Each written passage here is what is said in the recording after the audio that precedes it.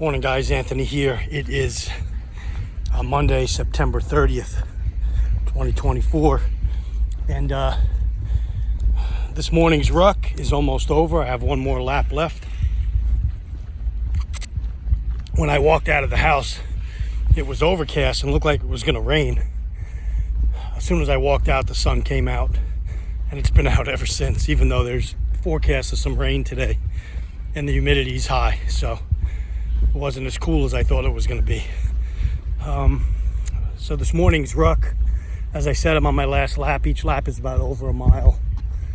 And I wanted to talk about a few things that have been that have occurred, and a couple things that are yet future. All of us know that Hurricane Helene caused very serious damage in its path and its wake through Florida, Georgia, Tennessee, North Carolina, especially western North Carolina, South Carolina, where I live. We were spared in my immediate area, but there are other parts of South Carolina that are still without power and have potential flooding, and so I'm thankful and grateful that nothing major happened in my area. But look at some of the devastation in places like Asheville, which from me is probably 2.5 hours maybe. In that whole region, in the mountains, along I-40, and other areas, Boone, so many areas, Black Mountain, all these areas, you see one devastating picture and video after the next of flooding, and 1,000 people missing. I think the death toll is going to rise. I did post on my social media. I'm going to donate for those that want to donate. I posted a group that's through a Bible study I used to be a part of. Technically, I'm still a part of it, but haven't participated in a while. But I posted their post. They're going to try to bring in some trucks full of goods, hygiene items, baby items, food, medicine. They're trying to raise $15,000 by Wednesday so they could get that into the, I think it's in the Asheville area, this particular one.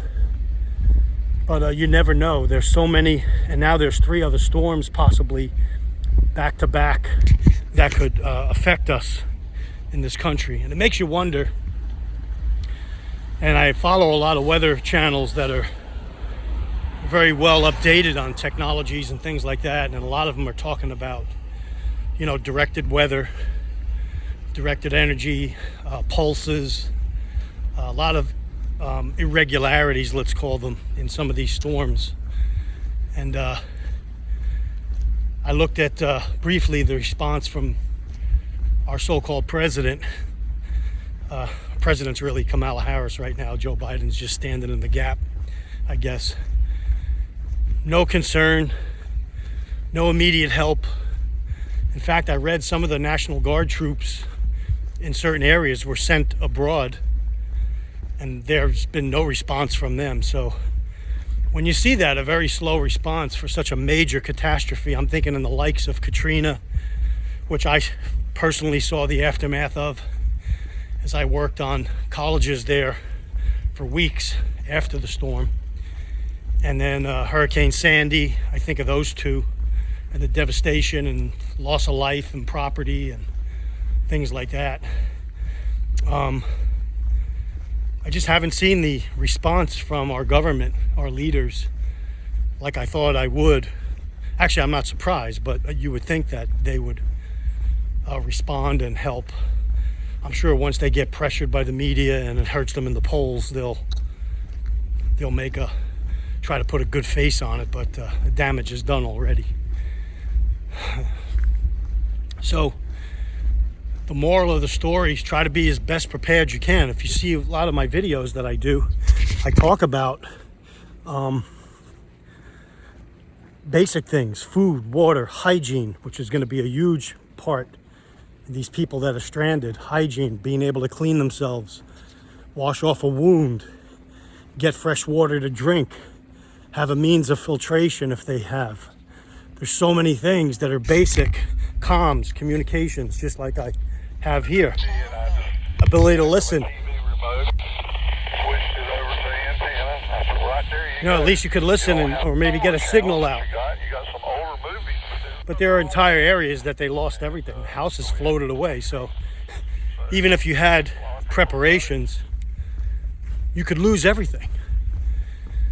And so definitely asking for prayers for these people affected, and prayers for the people, the many groups, different groups, and that are mobilizing and will help them try to recover from this terrible storm that hit. And seemingly a lot of the forecasts and warnings were not so much for western North Carolina. I did see some rainfall amounts early on. I think I did a video on it up in the Asheville area. I talked about it, them receiving up to 12 inches of rain. But I think a lot of areas up in that region got double or triple that amount. So it went higher than the forecasted amount.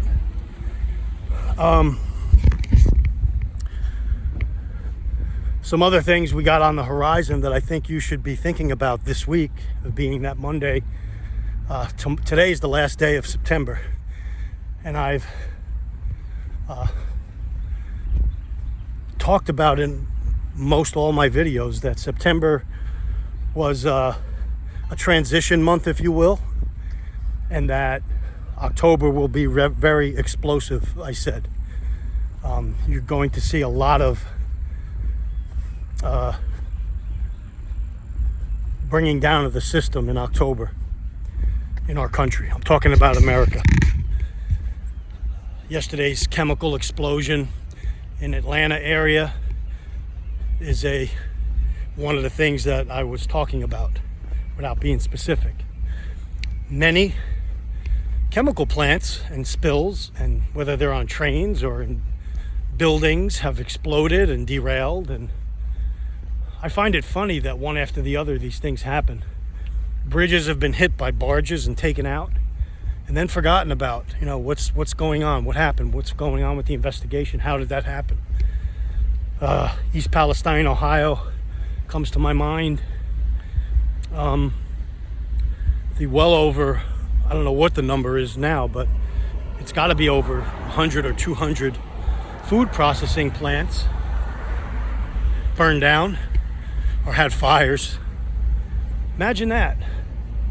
One after the other, all things that are related to us surviving as a country. Food, water, air that we breathe filled with chemicals. It would almost seem like we're under attack. Would you agree? And people look abroad, or they'll follow the government line that Iran is doing it, China's doing it, Russia's doing it, North Korea is doing it, when China owns land all over our country right next door to military bases. So if that was, if our country or our leaders didn't want that to happen, what do you think? Do you think China would be able to do that? Do you think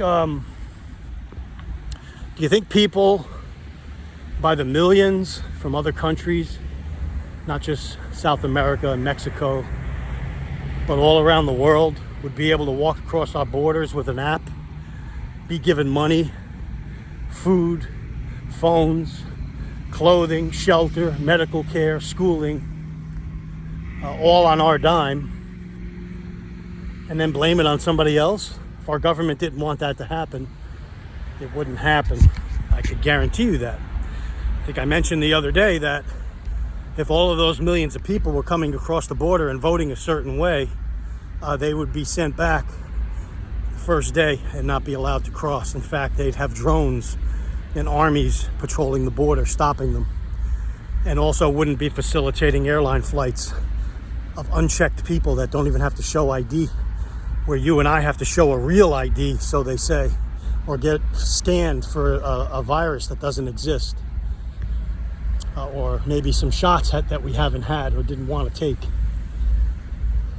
It seems the war is being perpetrated by factions from within. Would you agree with me on that one? Or would you call me a conspiracy theorist? Yeah, I know. A lot of people do. That's a reaction that people have that are in denial. Because many that are called conspiracy theorists or laughed at or scoffed at happen to have been right over the last 4 years at least. 100% right. And millions have suffered life-threatening injuries and death because they didn't want to listen. And they're continuing to. But yet many still go about their life and doing things that are a detriment to their bodies while you could just research the facts with a little bit of effort, just this much effort, you could see the facts. But people just don't want to hear it.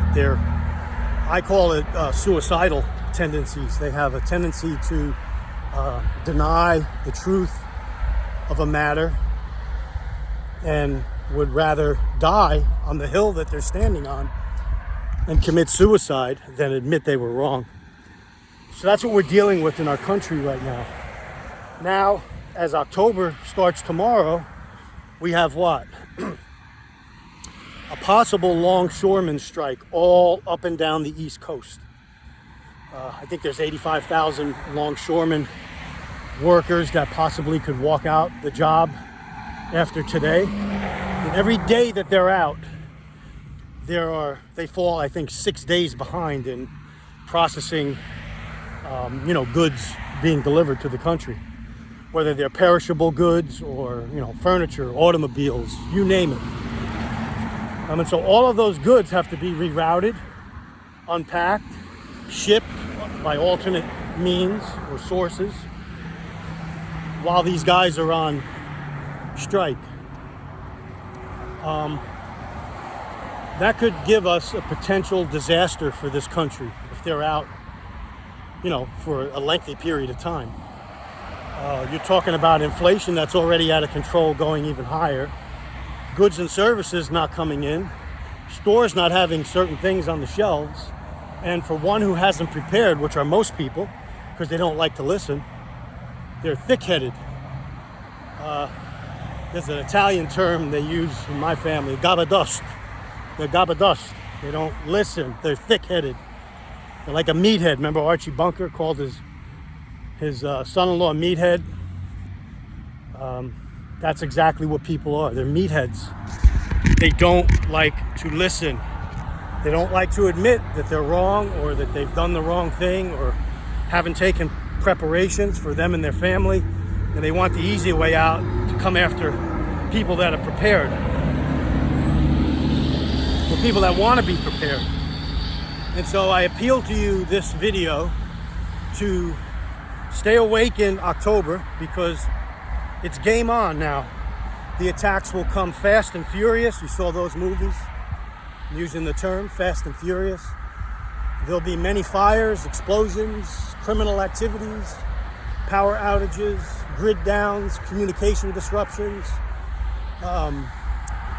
attacks by factions that are in this country that were brought here by, read between the lines, remember who I told you brought them in and paid for it, and it's not George Soros and it's not Klaus Schwab behind it, because they wouldn't be a factor if our leaders didn't want it to happen.